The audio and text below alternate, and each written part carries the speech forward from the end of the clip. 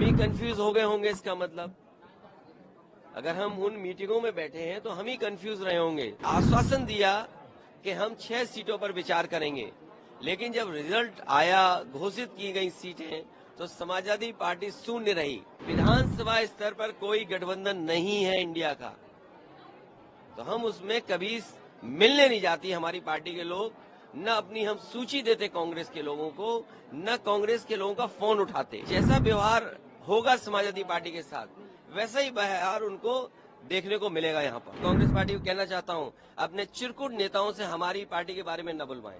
कौन कांग्रेस या कोई दल क्या कह रहा है, इंडिया गठबंधन,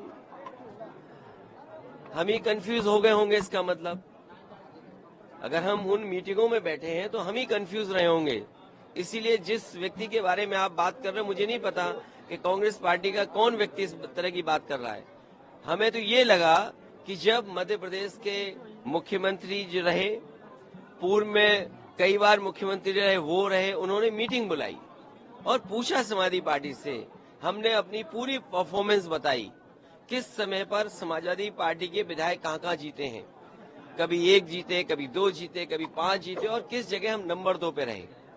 पूरी चर्चा हुई और रात भर 1 बजे तक समाजवादी पार्टी के नेताओं को जगाया उन्होंने और बातचीत की, पूरे आंकड़े देखे और आश्वासन दिया कि हम 6 सीटों पर विचार करेंगे, लेकिन जब रिजल्ट आया, घोषित की गई सीटें, तो समाजवादी पार्टी शून्य रही।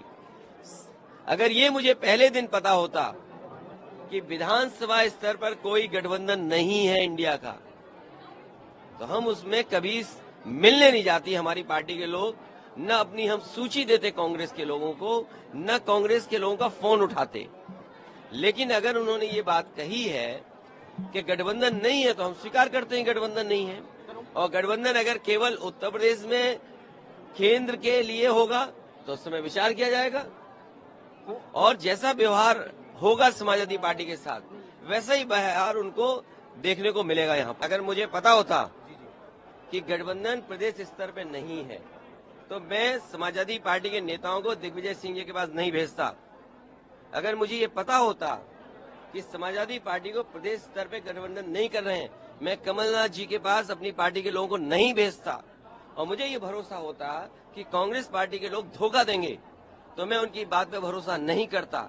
मुझे बताया गया कि 6 सीटों पर आपके लिए सोचा गया है, विचार किया गया है, और उस पर तय करेंगे। सिटिंग एमएलए की जगह आप सीट दे दोगे आप, और उम्मीद करोगे कि मैं आपके बारे में सच बोलूं, और जो बात बोलनी है उनको। मैं आपके माध्यम से कांग्रेस पार्टी को कहना चाहता हूं, अपने चिरकुट नेताओं से हमारी पार्टी के बारे में न बुलवाएं।